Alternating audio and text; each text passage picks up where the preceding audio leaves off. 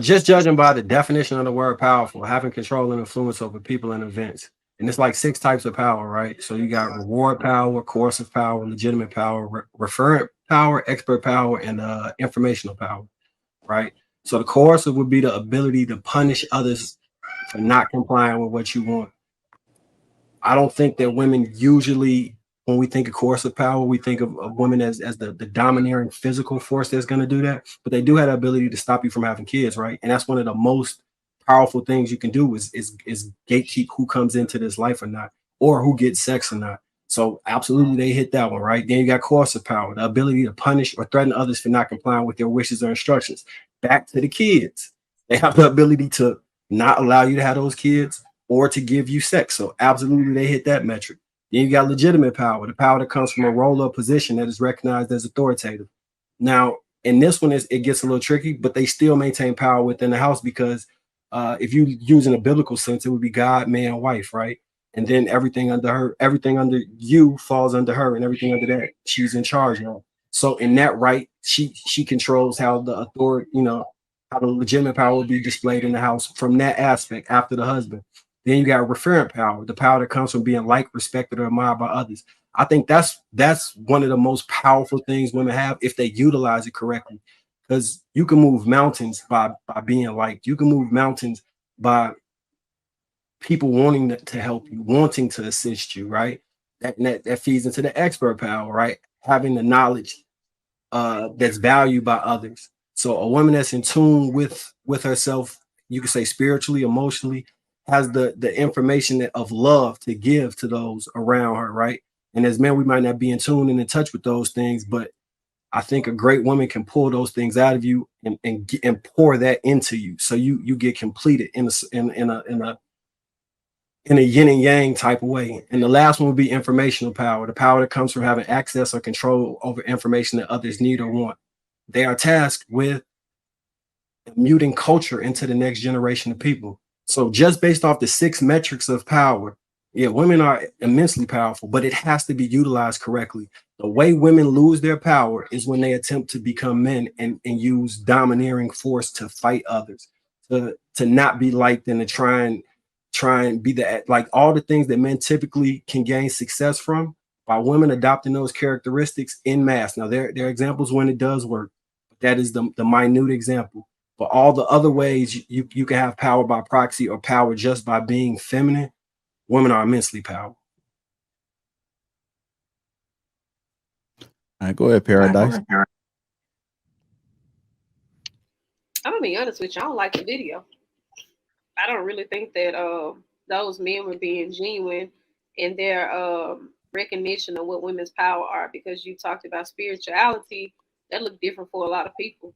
People be praising and worshiping a lot of different things and false idols, and I mean, what what makes a woman powerful to me, or even talking about my ability to procreate. Well, what about the women who can't? Or what about the fact that my procreation is more so prevalent for the type of person I could be to the child that I made as opposed to you? Like my nurturing, all of that stuff like that. Like you oversee me do it, but you don't really benefit from it directly. I think what is the most powerful thing, me personally, that women can do is show how much restraint that they have. How much can they fight through the fire? I think that that's the most powerful thing women can do. But when we start denoting it down to the willpower of having sex, or can she pray, or it's like I know some hypocrites sitting in the church that walk with the devil every day, and I know some women out here rubbing rocks and they trying to do shadow work to make a man love them, but it ain't genuine. She don't really know a real God. She know a fallacy. So I don't think that we actually are giving the right type of conversation to it. And I also feel like that nowadays men don't really know how to actually appreciate the value of a woman if it ain't deduced down to her being nurturing, caring, or communion. Like this specific individual, what is it that's beautiful about that specific individual? Like as a woman, when you're not talking about her not being accountable, when you're not talking about her body count or how she carry herself or things that she's, going into. Like, what does that look like when you're not looking to control the narrative of what you idealize a woman to be? And I don't hear that often. I don't hear that often at all. So, yeah, I think we need to start talking about the power of a woman is her to be able to withstand a lot of trials and tribulations and don't fold. I think that that's a beautiful thing when she can stand by her man, regardless of whether she weathers the storm. She don't give up. She don't quit. She don't throw in the towel, because that would show her faithfulness, which goes back to her spirituality. That would show her being able to show commitment, show discipline, and that would be something that you need to have in your motherhood. How can you show up in times where shit is hard? But the rest of it means nothing to me. MLG. Are women powerful? Very powerful. All right, so family is what's powerful. Women are powerful parts and aspects of said family. All right. And that's the biggest thing that I got from that. Women alone aren't powerful without the help of a man. Men alone aren't powerful without the help of women. Community is powerful. So when we look at this, I want y'all to think about what actually can be looked at as powerful. The young people running around tearing up Philly. The young people running around killing each other in Chicago. The majority of these young people are raised by the women. So when you look at power, what is it, a positive power or is it a negative power?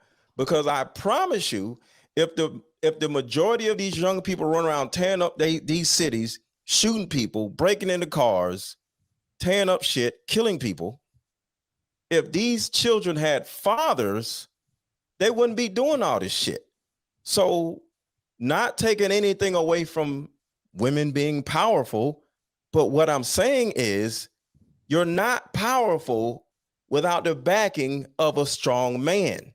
It's like a wall socket and a TV. The TV can't do shit without the wall socket, and the wall socket is just going to sit there without nothing to plug into it. So we got to get away from this stupid woman empowerment shit by making women God. And no, we are all together powerful, not alone powerful. We ain't shit without the other side, period. Because you can easily look at all these damn people out here shooting and killing everybody. They are mainly raised by women. So if they are powerful to a certain degree, they're powerful in the negative aspect.